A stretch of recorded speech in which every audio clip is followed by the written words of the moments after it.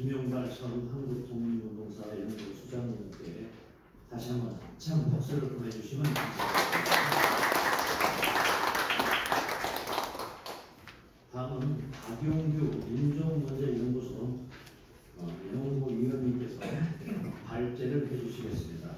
박수로 환영해 주시기 바랍니다. 네, 시간이 한정되어 있기 때문에요. 우리 앞에 모여 있는 모니터를 중심으로 해서 저에게 주어진 시간이 20분이기 때문에 20분 내에 발표를 끝내도록 하겠습니다.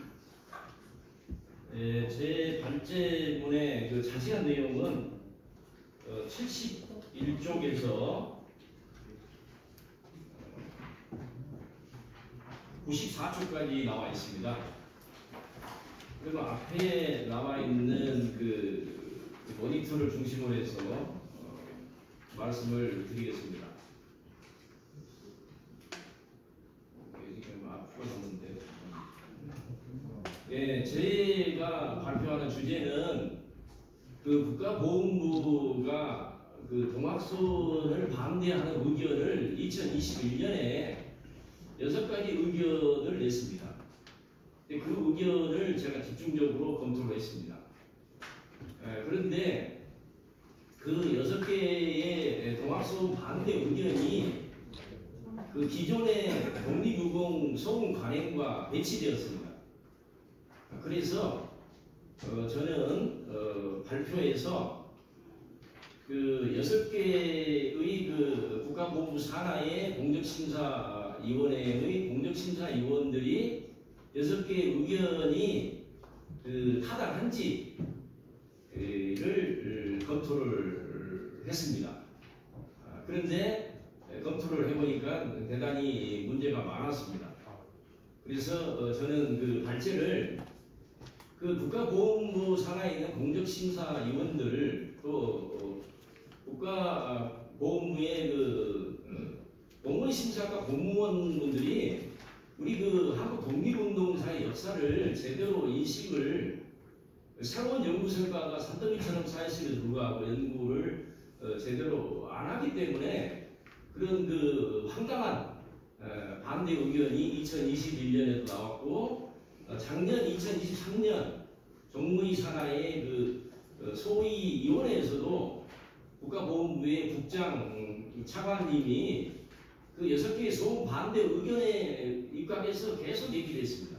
근데 이거는 지금 한국 역사학회 연구 성과에 반하는 그런 그 발언들이었습니다. 그래서 저는 우선 짧지만은 그 한국 독립운동의 역사가 어떻게 전개됐고, 그 다음에 사실 그 전봉준 장군이 그 반봉건 민주화 투사일뿐만 아니고 경복궁 전쟁 이후에는 항일 무장 투쟁의 그 총사령관이었습니다. 그래서 전봉준 장군은 항일 독립운동가입니다.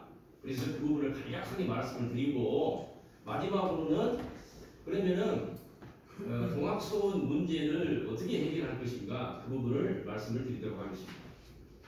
우선 한국 독립운동의 시작입니다. 독립운동을 어떻게 규정하느냐, 우리 역사학자들이 많은 저서와 논문을 통해서 독립운동은 국권의 회복을 위해서 일제의 국권 침탈에 반대하거나 항거한 운동도 독립운동입니다.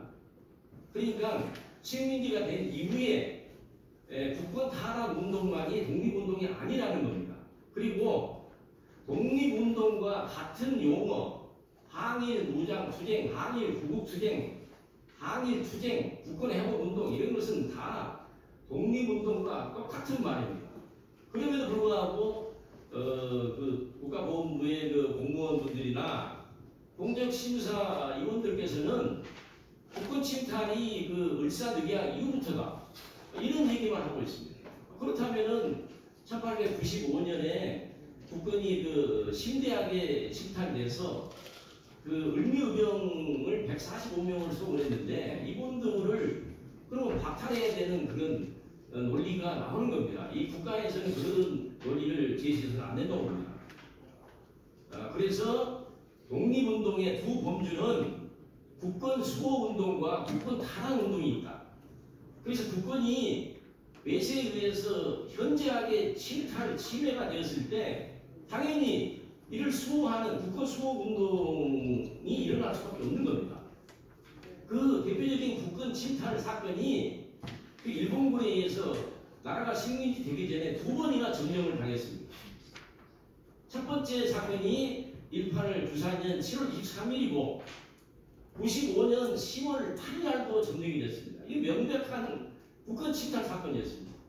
그래서 이 사건이 일어나자 뜻이 있는 애국지사들이 화보우병이 일어났습니다. 아까 서상철 의병, 또 정봉준 장군의 2차 동학농민봉기 을미우병이 일어났습니다.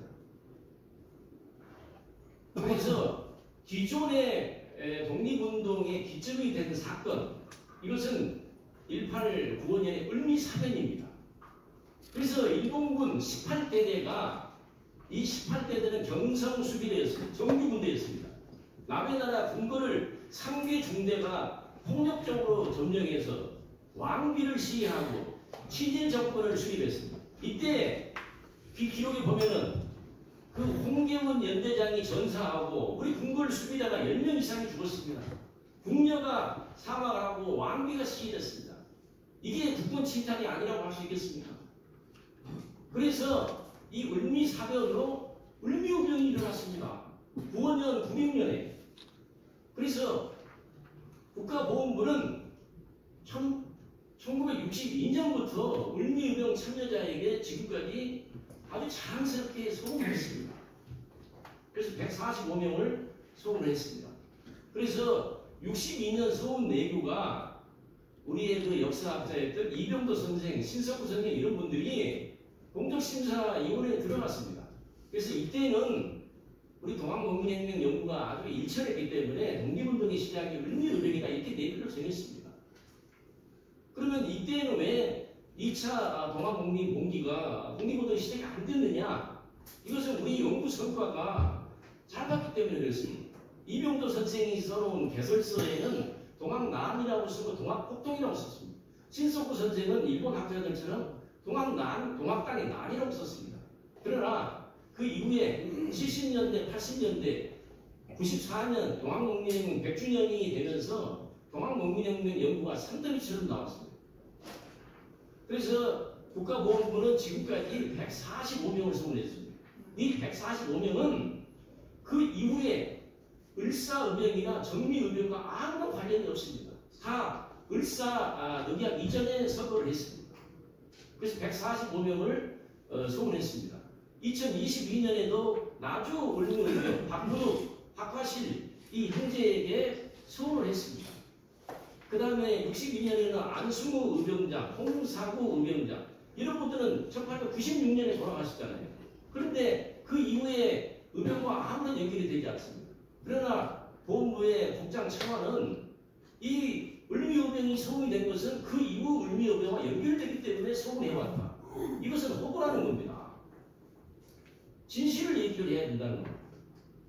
그리고 그 1989년, 90년에 들어오면서부터 독립운동 연구가 산더미처럼 연구가 됐는데 그래서 새로운 독립운동이 기점이 된 사건, 바로 1894년 경복궁 점령 사건에 대한 연구가 이때부터 활발하게 이루어졌습니다. 그래서 이미 김상희 선생이 1989년에 경복궁 점령 사건에 대해서 논문을 쓰셨고 이 94년 경복궁 점령 사건은 마찬가지로 그 1894년에 그 청일전쟁의 시작이 바로 일본군의 경복궁 점령에서 시작이 됐습니다. 그래서 아까 그 이태진 교수님이 얘기했던 오시마 여단장이 일본군 8,000여 명을 동원해서 인천과 수도 서울과 경기 일대를 점령했습니다. 그 중에서 1개 대대가 경복궁을 양력 7월 23일에 폭력적으로 점령을 했습니다. 이건 명백한 국권 침탈입니다. 그래서 국왕과 민비가 일본군의 포로가 되고 우리 조선군대의 무장이 해제되고 어떻게 외국의 군대가 남은 나라의 정권을 왜 폭력적으로 타도를 합니까? 친일 개화 정권을 세웠습니다. 이거는 있을 수 없는 겁니다. 이것은 일본에서 만약 이런 일이 일본의 황거가 점령당했다고 하면 어떻게 생각하겠습니까? 그래서 이 그 18 부산행 경복궁 점령 사건은 우리 역사학자들이 연구를 해본 결과 임진왜란에 비견된다 해서 가보 외란, 가보 별난, 가보 사변 이렇게 역사 용어를 규정했습니다. 그리고 또 하나 중요한 사실은 그 당시 도쿄 아사히 신문에 이미 을미사변보다도 그 명백하게 일본 기자들이 그 을미사변보다도 더 많이 죽었어요. 우리 조선군 왕궁 수비대가 현장에서 즉살했습니다. 사망 17명, 부상이 60여 명이 달합니다. 그리고 국왕이 포로가 되고 왕비가 포로가 됐습니다. 그리고 일본군이 우리 조선군대의 무장을 해제시켰습니다. 궁글, 안과 밖을 전부 일본군이 전부 그 보초를 섰습니다. 그래서 그 일본의 양심적인 역사학자 와다 하루키 교수 이때 이미 경복궁 점령 사건 이후에 우리 조선은 단 하나의 무기도 경복궁에서 소지할 수가 없었다. 완전히 피점령국, 패전국 양상을 보였다. 이렇게 정리를 하고 있습니다. 그 다음에 지금 이 자료 사진을 보십시오. 이 가와카미 소록구 참모차장입니다. 이분은 이 당시 1894년 일본 히로시마 대본영에 일본군의 거의 중사령관 급에 해당합니다. 그 당시 경복궁 점령 사건에는 메이지 일왕이 관여됐고 그 내각 총리 대신이 이토 히로부미고 그 이토 히로부미의 명령을 받아서 가와카미 소록구가 경복궁 점령하도록 지시를 했고 또 이 가와카미 소록구 참모 차장이 동학농민군 동학 땅을 모조리 섬멸해라, 학살해라, 학살 명령을 내렸습니다. 또 그리고 아까 얘기했듯이 이 18대대, 19대대 일본군 정예 군대가 그 을미 사변을 주도했습니다. 똑같은 군대가 국군을 침탈했습니다. 이때 그 명령을 내린 자가 가와카미 소록구였습니다. 그 다음에 또 7월 23일 이후에 일본군이 경복궁을 한 달 이상을 폭력적으로 점령을 했는데 이때 그 8월 17일 일본 내각은 조선을 경복을 점령했으니까 조선을 보호국화를 해야 되겠다. 그래서 일본 내각이 결정했습니다. 그때 참여했던 내무 대신이 이노우에 가오로 내무 대신이었어요. 이분이 나중에 우리 이태리 교수님이 발표를 했듯이 보호국화 정책을 추진하기 위해서 주한 일본 공사로 부임을 자원을 해서 부임했습니다. 그래서 이 이노우에 가오로가 그 삼국 간섭 이전까지 95년까지 보호국화 정책을 추진을 했고 또 그 다음에 동학농민과 학살 명령, 을미사변에도 관여를 했습니다. 그 다음에 그 경복궁 점령에 지시를 한 외무 대신 무스 모네미스 이 건국록에 자세히 나와버렸습니다. 그리고 경복궁 점령 사건에 대한 연구 김상기 선생님께서 이미 94년 7월 23일에 반식민지 상태가 됐다. 이렇게 박사 논문에서 썼고 그 이후에 배설서에서 강조를 하고 있습니다. 그리고 우리가 존경하는 1895년에 그 유인석 의병장께서 경문을 발표했는데 그때 이미 그 유인석 의병장은 바로 이 갑오년 음력 6월 20일 밤에 우리 조선이라는 나라와 삼천리 강토가 없어졌다. 이렇게 망국이 되었다.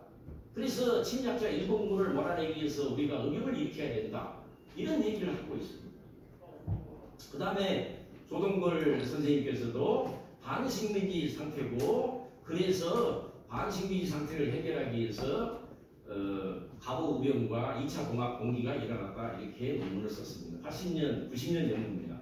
그 다음에 현재 그 대한민국 임시연구 기념관 관장으로 계시는 김희곤 선생님께서도 바로 94년에 일본군이 경복궁을 침입해서 국군을 무너뜨렸다. 그래서 갑오의병이 일어났다. 이렇게 논문을 쓰셨습니다. 그 다음에 우리의 역사학자뿐만 아니고 일본의 그 청일전쟁 연구의 대가 나카츠카 아키라 교수는 이미 바로 이 부산의 경복궁 점령 사건이 바로 청일전쟁의 시작이다. 이미 북한이 침탈되었다. 이렇게 명확하게 기술을 하고 있습니다. 그 다음에 한국 독립운동사 개설서 역할을 해본 한국 독립운동사 강의에서도 이 경복궁 점령 사건, BBC의 사건을 북한 침탈로 가르치고 있습니다. 자, 그래서 새로운 독립운동의 기점은 갑오의병과 2차 동학농민혁명이다. 이렇게 정리를 할 수가 있겠습니다. 그리고 김상기 선생님께서 이미 90년에 갑오의병 연구를 했습니다. 그리고 이분께서도 바로 2차 동학농민 공기도 갑오의병과 똑같이 반침략 투쟁이다. 이렇게 밝혔습니다. 그리고 서울대 한국은 교수님께서도 2차 공기는 항일 전쟁이라고 했습니다. 항일 구국투쟁이라고 이미 국사편찬위원회에서 나온 한국사 이 책에 항일 구국투쟁이라고 밝혔습니다. 항일 구국투쟁은 독립운동을 가리키는 겁니다. 그 다음에 조동걸 선생님이 78년에도 이미 2차 공기는 항일 독립운동이었다. 그 다음에 80년 연구에서도 이미 2차 동학농민 봉기는 독립운동으로서의 성격이 있고 독립운동의 기점으로서 각광을 받게 된 것이다. 이렇게 논문에서 밝혔습니다. 그리고 독립운동사 연구, 그리고 지금 이거 작년에 돌아가신 그 나카츠카 아키라 교수님은 청일전쟁 연구의 아주 대가입니다. 근데 이분께서는 이 2차 동학농민혁명을 어떻게 얘기하고 있느냐? 조선의 독립운동일 뿐만 아니고 이 2차 동학농민혁명은 우리 동아시아 독립운동의 선구라는 겁니다. 그리고 세계 독립운동의 선구다.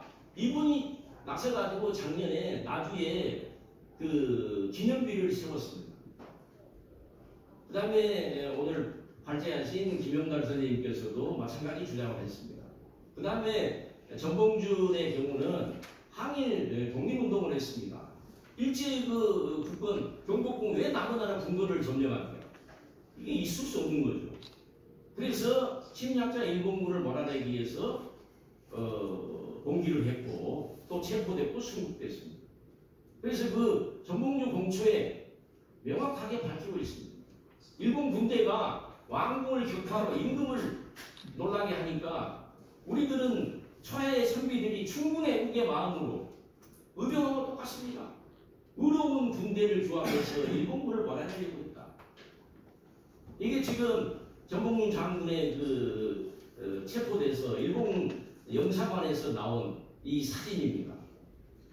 그 다음에 아까 발제에 나왔던 최시영 선생께서도 총기포용을 내렸고 이분도 나중에 교수형을 받았습니다. 그 다음에 아까 얘기했던 과학감이 경참 총각 동학당을 모조리 살육하라고 명령했습니다. 왜 살육 명령을 내리겠어요? 일본의 조선 보호과 정치의 최대 걸림돌이 바로 동학농민군이었습니다. 그래서 전부 다 살육하라고 명령을 내린 거죠. 그래서 살육했습니다. 그 명령을 내린 수상이 또 히로우미고 그 가와카미 소록구 직접 명령을 내렸습니다. 그리고 이노우의 가오로도 박살 명령을 내리고 이 기록이 남아 있습니다. 그 다음에 최근에 제가 이 사진 한 점을 발견했습니다. 이 일본군 동학농민군만 전담해서 학살하는 그 후비 보병 독립이라는 말이 들어가 있습니다. 이건 일본 대본영에서 직접 지휘하는 군대를 후비 보병 독립 19대대 18대대 이렇게 부릅니다. 이때 그 소작 3중대를 627명을 이끌고서 용산에서 출발해서 전주, 나주, 당진, 장흥, 해남에서 우리 동학농민군들을 학살하도록 그 군대를 이끄는 자가 바로 미나미 고시로입니다. 이 얼굴을 최근에 8월 14일날 제가 찾아냈습니다. 그래서 19대대의 농민군 학살 이거는 다 이미 연구가 되었습니다. 그래서 4개월 학살 작전을 끝내고 상당하게 95년 2월 28일 날 용산으로 다시 용산에서 출발해서 용산으로 다시 돌아왔습니다. 19대 대하고 18대 대가. 그런데 최근에 그 19대의 그 3등병으로 참전했던 이분이 종군일지를 썼습니다. 그런데 여기 종군일지를 보면 아주 그냥 어마어마하게 잔인하게 학살했다는 것을 그대로 지금 번역이 됐어요. 우리 그 전남, 곡성, 옥과 해남에서 우리 그 동학도들을 잡아서 죽여서 고문하고 다 소살 불에 태워서 죽였다고 되어 있습니다. 그리고 총검을 착검을 해서 동학농민군 7명을 현장에서 찔러서 죽였다. 그래서 조선군 관군들이 경악했다. 이런 기록이 다 번역이 되어 있습니다. 그 다음에 우리가 주권이 상실됐다는 것이 바로 이 일본군 그 대대장이나 일본의 가오로가 왜 정봉준 장군을 신문할 권리가 있습니까? 이것은 군사지휘권이 박탈되기 때문에 그 이도제가 신문해야겠죠. 전라감사. 그렇지 않았습니다. 그래서 미나미 고시오의 신문 내용 이노우에가 신문했을 때 정봉준이 당당하게 바뀌었습니다. 우리가 일본군이 경성에 들어왔다는 걸 듣고 몰아내리려고 의병을 일으켰다. 임금이 구족당하면 신하가 죽는 겁니다. 이런 충신의 발언을 하고 있습니다.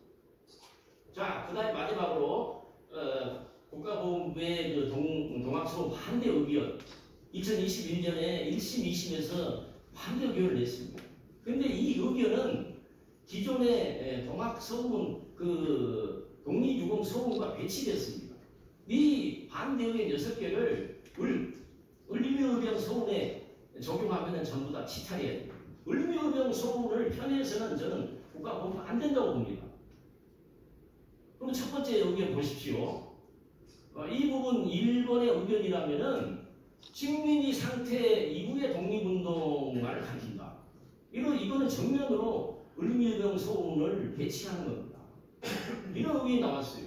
그 다음에 학계는 국권 침탈 시기를 너희 전쟁의 을사조약 전으로 보고 있다. 10년을 당기면은 이건 안 된다. 그럼 을미의병 서원이 폐기돼야 됩니다. 국가의 서원은 동일한 잣대가 반영돼야 된다고 봅니다. 그 다음에 또 황당한 이런 의견을 냈습니다. 공적심사위원들이 이 동학서원을 하게 되면은 대한제국의 자주적 계획과 자주계획을 부정하는 것이다. 전혀 관련이 없습니다. 자, 그 다음에 또 공적심사위원들은 2개의 찬성 의견이 있습니다. 국권이 이미 현저하게 부사년에 침탈되었다. 또 국권 수호운동도 독립운동에 들어간다. 저는 이 의견이 맞다고 봅니다. 그 다음에 보훈부 차관 국장의 반대 의견은 시간이 없기 때문에 줄이겠습니다. 그다음에 마지막으로 동학수업 문제를 해결하는 방안, 저는 2가지 방안을 제시했습니다. 그래서 우선은 제1공적심사위원회에서 동학혁명국가를 만들어서 해결하면 됩니다. 그리고 2번째는 이게 중요하다고 봅니다. 이 국가보호부가 하지 못하면은 국회에서 입법 발의를 통해서 법률안을 통해서 여기에 국가보호부가 적극 협력하면은 저는 해결된다고 봅니다. 이상입니다.